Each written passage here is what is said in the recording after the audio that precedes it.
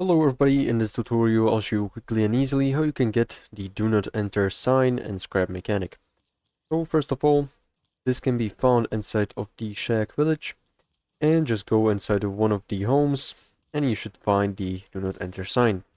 Now the next thing to do, you can unlock it inside of the schematic bot by pressing E and selecting the do not enter sign and putting it inside of this spot. Now just click scan and then unlock, and it is going to unlock the do not enter sign. You can also unlock it using the schematic box inside of the schematic bot, but this is the much more easier option and you don't rely on luck. And if you don't find any villages, you can just also put the schematic box inside of this slot and do the same, and it is going to give you a random schematic. And now you can also craft it inside of the craft bot, inside of the parts list, from some wooden blocks and paint ammo. So this is pretty much all. Make sure to like and subscribe if you found this helpful, and see you in the next one.